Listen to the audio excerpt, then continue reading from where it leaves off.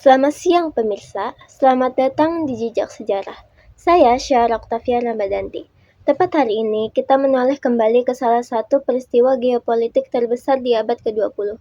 Sebuah momen yang mengubah peta dunia selamanya, yaitu runtuhnya Uni Soviet.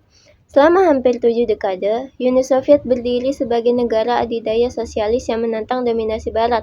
Namun, pada Desember 1991, bendera palu arit diturunkan untuk terakhir kalinya di Kremlin. Apa yang sebenarnya terjadi di balik layar kekuasaan Moskwa? Mengapa sebuah imperium raksasa bisa hancur tanpa satupun tembakan rudal nuklir?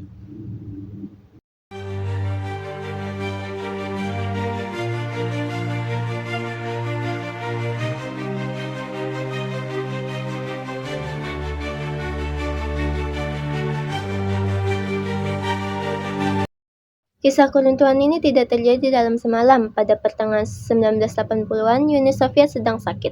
Ekonomi macet, birokrasi korup, dan teknologi tertinggal jauh dari Amerika Serikat.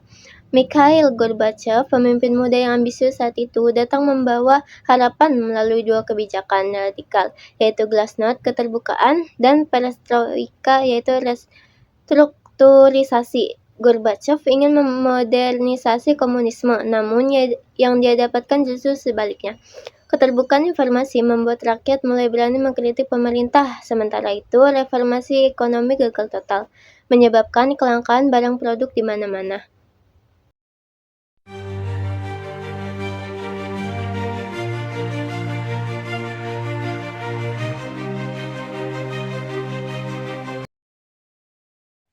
Ternyata, kebebasan adalah zat yang adiktif. Ketika cengkeraman Moskwa melonggar, gelombang nasionalisme menyapu negara-negara satelit dan republik bagian.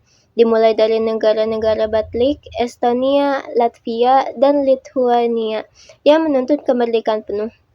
Dunia menyaksikan dengan tegang saat tembok Berlin runtuh pada 1989, mendadakan hilangnya kendali Soviet atas Eropa Timur. Di dalam negeri sendiri, persaingan kekuasaan memuncak antara Gorbachev dan sosok populis yang sedang naik daun, yaitu Boris Yeltsin.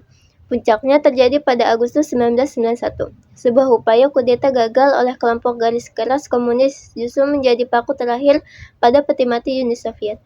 Kudeta tersebut membuat otoritas pusat lumpuh total.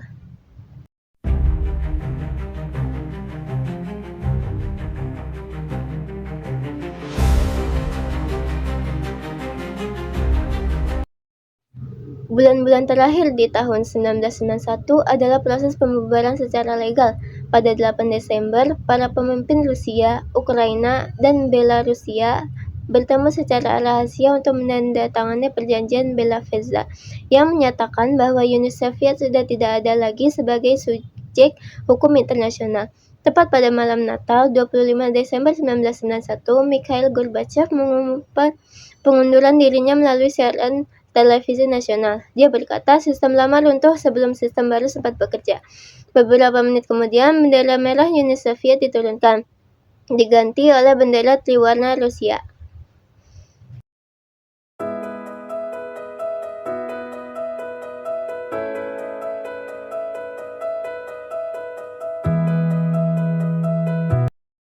Uni Soviet pecah menjadi 15 negara merdeka. Perang dingin berakhir tanpa perang nuklir yang ditakuti dunia.